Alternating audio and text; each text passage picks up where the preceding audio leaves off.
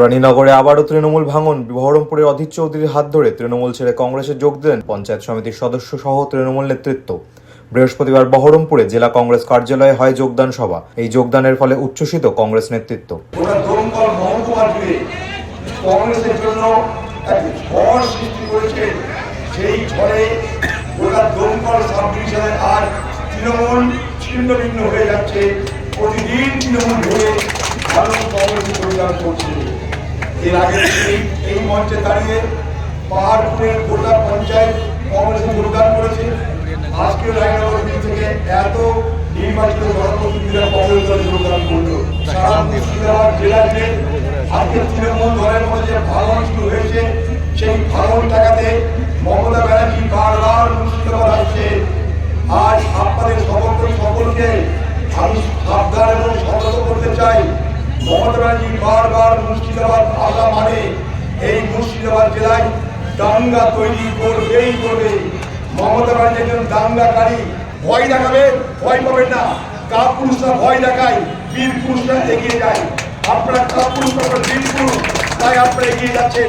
যোগদানকারীদের দাবি, রানীনগরে একতন্ত্র চলছে তৃণমূলে, তাই দলত্যাগ। এটা হওয়ারই ছিল। একতন্ত্র মনোভাব নিয়ে কোনো ব্লক চালানো যায় না। আমি নিজে পঞ্চায়েত সমিতির মেম্বার, 3 বারের মেম্বার, 2013 সাল থেকে পঞ্চায়েত সমিতির মেম্বার। এবারও অপোজিশন লিডার ছিলাম। হঠাৎ ওনার মনে হয়েছে যে যারা কথা বলবে তাদেরকে দলে রাখা যাবে। এই কথা না বলার পরিবেশ তৈরি করার কারণে আজকে এতগুলো মেম্বার, এত মানুষ তো এমনি এমনি আসছে না। এই মানুষগুলো আসছে কিন্তু এই মনোভাবের বিরুদ্ধে, যে কোথাও গিয়ে আমরা যদি স্বাধীনভাবে কথা বলতে না পারি সেখানে থাকা যায় না। স্বাধীনভাবে কথা কংগ্রেসে বলা যায়, কংগ্রেসে বলতে পারবো আশা করছি।